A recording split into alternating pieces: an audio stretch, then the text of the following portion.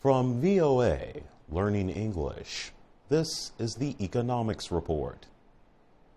Sprint has agreed to provide direct wireless phone roaming service for foreign visitors in Cuba.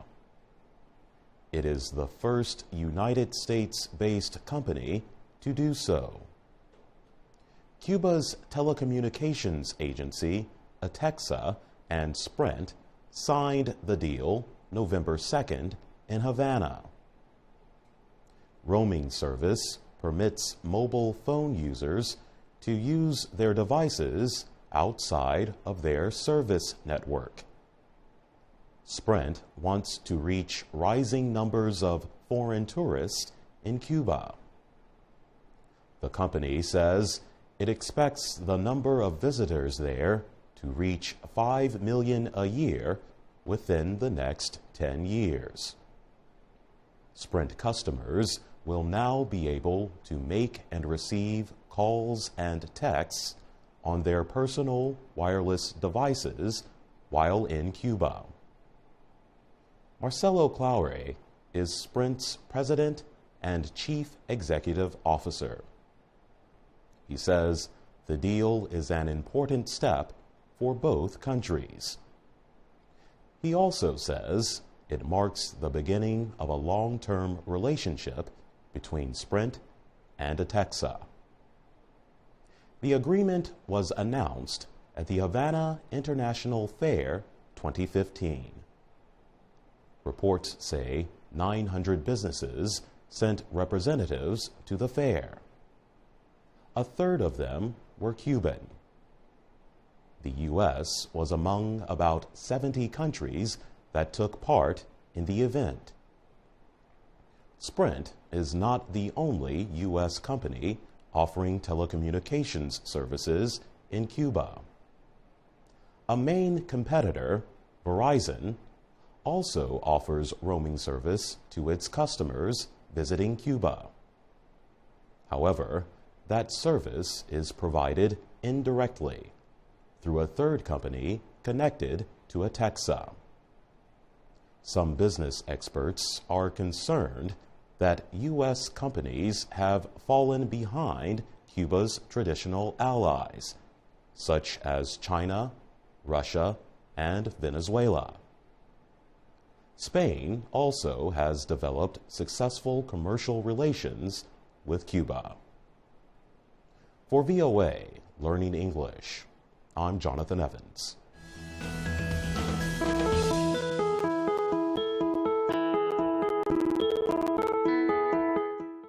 From VOA Learning English, this is the Economics Report. Workers say they want to receive a minimum living wage that permits them to meet the most basic needs of life, such as food, clothing, and shelter. Employers say that high labor costs will affect their company's profitability and its value to shareholders. And governments worry that they will lose trade, investment, and tax revenues if labor costs within their borders go too high. In 2014, President Barack Obama raised the U.S. federal minimum hourly wage to $10.10. The order applies only to new or replacement federal contracts. However, for most jobs subject to the federal minimum wage, the rate remains $7.25 an hour. But the federal minimum wage does not apply to everyone for a number of reasons. Each state has its own labor laws, which can affect the minimum wage workers can receive. In early June, the Los Angeles City Council approved a minimum wage measure. The plan will increase that city's lowest wage to $15 an hour by 2020. Under the plan, the minimum wage will increase yearly for 5 years. Small businesses and nonprofit organizations will have an extra year to reach the $15 an hour pay level. Requiring a high minimum wage for hourly work can have the unwanted effects of driving up youth unemployment. Employers may hire fewer unskilled workers, or they may cut labor costs by using equipment such as machines or robots. The main criticism of a high minimum wage is that it can hurt job creation. But it is clear that pay raises do lift the standard of living for the working poor, as long as inflation is not a problem. For VOA Learning English, I'm Jonathan Evans.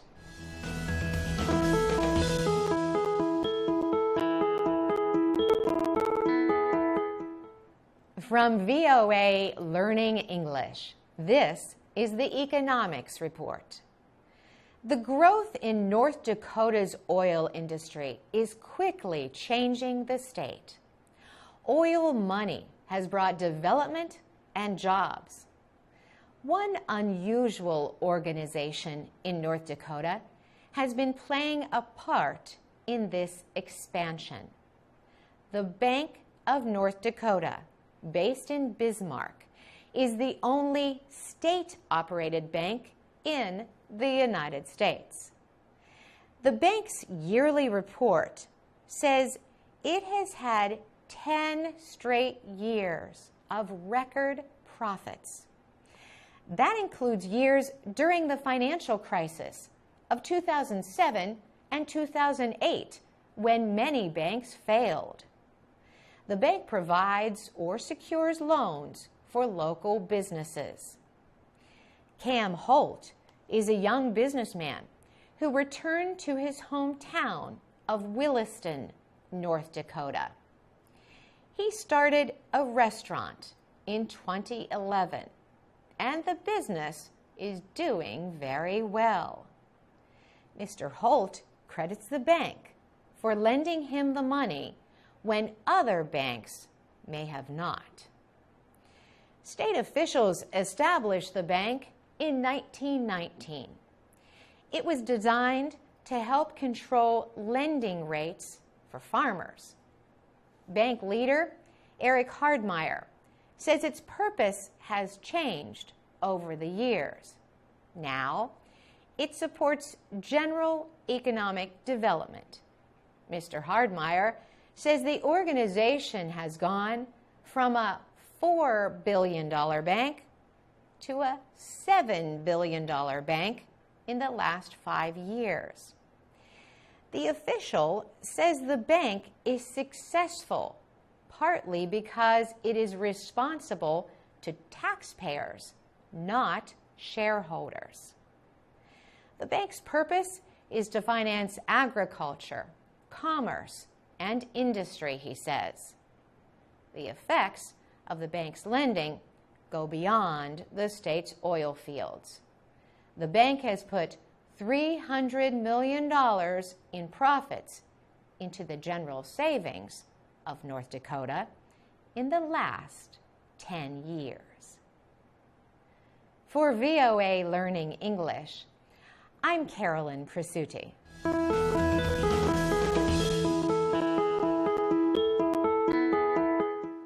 From VOA Learning English, this is the Economics Report. Crowdfunding is growing in popularity around the world. Here is how crowdfunding works. You explain your project to a large group of people through an online platform.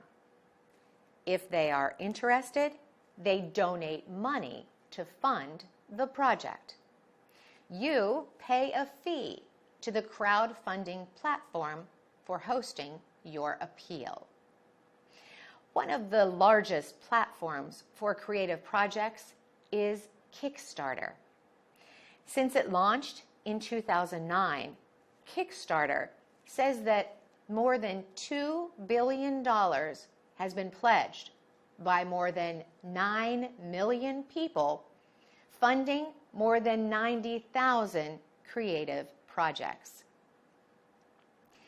Crowdsourcing is a broader term. It means using the internet to raise funds, solve problems, or generate innovative ideas from other people. Despite the benefits, crowdfunding and crowdsourcing present legal and ethical issues. Innovators can easily lose control over crowdsourced works if they do not pay attention to copyright laws, say researchers Stephen Wolfson and Matt Leese from the University of Texas. Design Contest, a website for designers, warned design professionals to avoid being scammed out of money, time, or effort on crowdsourcing sites. They urged designers to find out who gets the rights to their work and how they will be paid. Despite these problems, crowdsourcing continues to grow at a rapid pace globally. At a conference in Singapore, Sean Moffat, the managing director of Wikibrands, said that the crowdsourcing market is growing by 80% every year. For VOA Learning English, I'm Carolyn Presutti.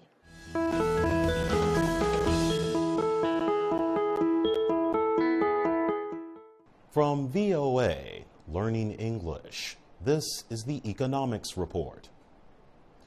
A United Nations organization is working to help developing countries become active partners in the world economy. The UN Conference on Trade and Development says recent financial unrest shows the need for new thinking about international trade and development. The conference, also known as UNCTAD, notes financial problems like the debt crisis in Greece, growing debt levels in other nations, and stock market troubles in Asia. In a new report, UNCTAD is calling for reform of the International Monetary Fund to better meet the needs of developing countries. It also calls on nations to provide greater support for the IMF and development banks. The report says countries should be able to pay for goods and services in their own currencies without having to use money from a third country. And pointing to the issue of debt, UNCTAD has called on international lenders to find better ways to restructure debt payments. Economic growth is slowing in both industrial and developing countries. UNCTAD points to debt as a continuing problem and credit rating. It estimates that $57 trillion has been added to the world's debt since 2007. The UN organization has criticized major credit rating agencies such as Fitch, Moody's, and Standard & Poor's for failing to predict financial crises. UNCTAD itself has been criticized for supporting government measures designed to help economies in crisis. Its support has been in opposition to the position of many financial institutions. For VOA Learning English. I'm Jonathan Evans.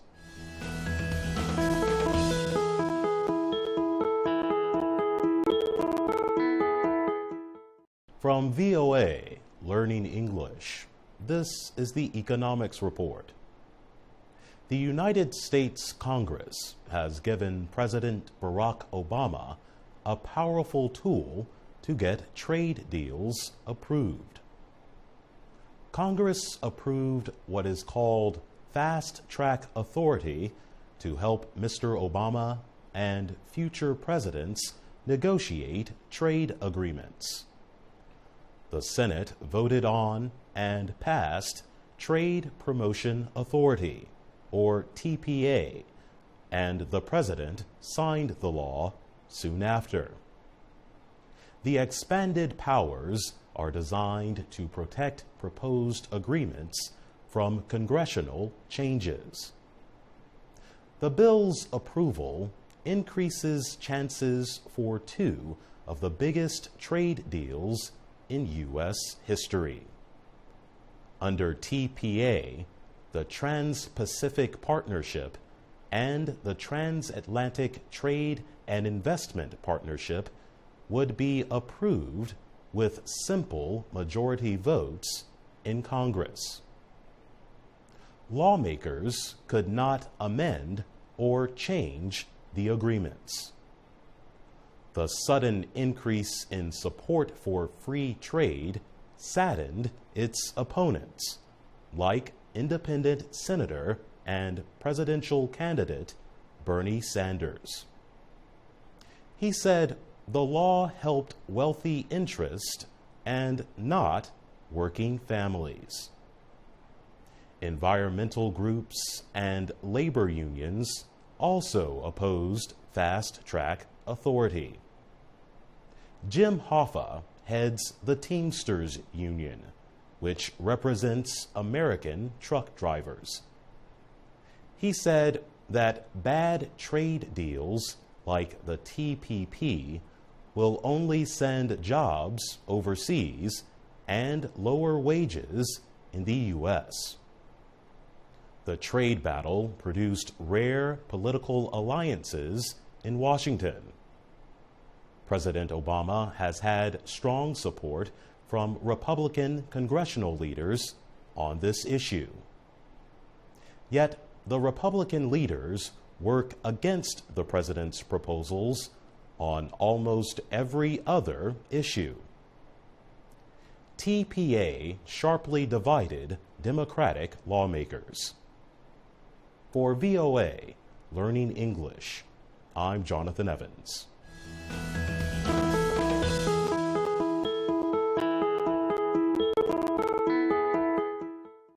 From VOA Learning English, this is the Economics Report. The United States says its economy expanded quickly from April to June. The U.S. economy grew at a yearly rate of 4%. That is much better than the first 3 months of 2014. During that period, the value of the goods and services produced by the country shrank at a rate of more than 2%. Experts say increased consumer and business spending led to the growth. The expansion appeared to extend across the economy. U.S. exports increased sharply. Businesses bought goods for resale. And state and local governments increased spending. President Barack Obama spoke to supporters in Kansas City in late July. He said the recent economic numbers were another sign that things are getting better. The economic news had little effect on financial markets. Investors appeared unmoved because this was just the first of several reports for the period from April to June. Economist Sean Snaith is with Central Florida's Institute for Economic Competitiveness. He says it is too early to celebrate the economic gains. Sean Snaith says what happens in the final 6 months of 2014 will show whether the recovery will continue. He said the bank risks fueling inflation if it raises interest rates too quickly. The central bank, the Federal Reserve System, changed its opinion of the economy recently. The Federal Open Market Committee makes important decisions concerning financial policy. The committee said it plans to reduce bond buying by another $10 billion in August. The bond buying program has kept U.S. interest rates near record low levels. For VOA Learning English, I'm Alex Villarreal.